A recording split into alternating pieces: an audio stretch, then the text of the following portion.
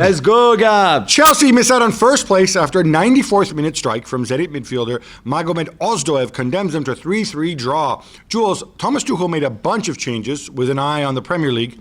Did he get this wrong? Yes and no. Of course, you want them to finish top, although I'm not really sure what it means now to finish top or second, and you still have to beat the best if you want to win the Champions League, so I'm not too sure. It's more on the back of the West Ham defeat, where I think to get the confidence back and the momentum going again, put on a good performance at Zenit, I think was important. And the fact that you make a lot of changes, you expose yourself of not having that and not bouncing back the way maybe you wanted. Had they put their first team, they might have won 4-0, and then we would not be talking about West Ham or not winning 2 games in a row, which we do now. So I don't know, but also understand the fact that physically he felt they had to rotate.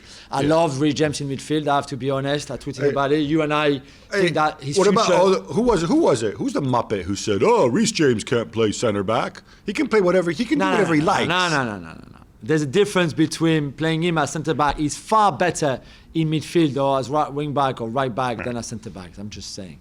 But we will see with the draw. For all we know, they might still get a good draw, even finishing second, like drawing Lille, for example. And Lille is basically the only good draw they can get out of the 4. Yeah. I don't want to be playing Ajax. They're probably better than Ajax, but still, you don't want to be facing that. Yeah, Lille is the one. And then the other 2 are Bayern and Real Madrid. Those are bad draws. Yeah, they are bad draws. 6 of one, half dozen another. Yeah, Atletico's win meant that the game didn't matter in the end. But Gab, were you disappointed by Milan's performance against Liverpool, or was it a case of Liverpool, even with just 3 regulars really in the starting line, being just too good for Milan? Yeah, when those 3 regulars are Alisson, who had a huge save late against Kessie, Mane and Salah, who are pretty good. Can we agree? Yeah, and involved in all the goals, pretty much. Obviously it's an issue of motivation. Very disappointing for Milan.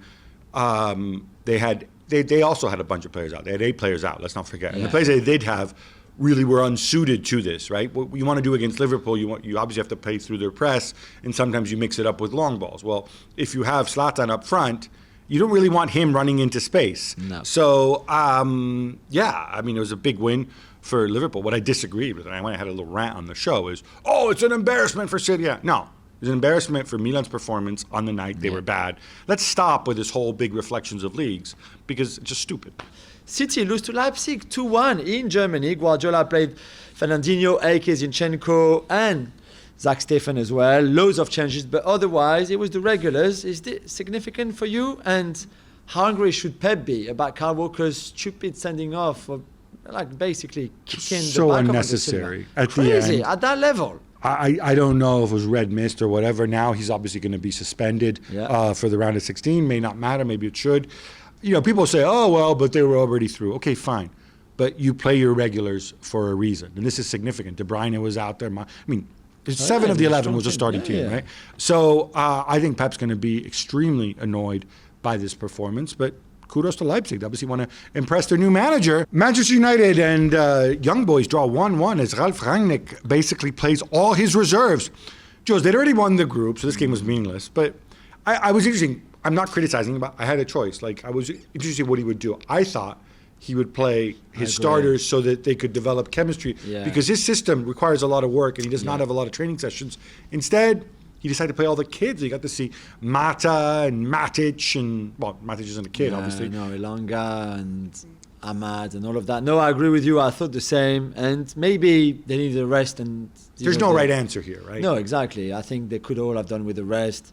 And this was a tough game because I thought Young Boys played really well, especially in the second half, and created some chances. So did United. Mata had a big one too in the second half, and it was a great goal by Mason Greenwood. Good for him to start, to play a lot, and to score that goal.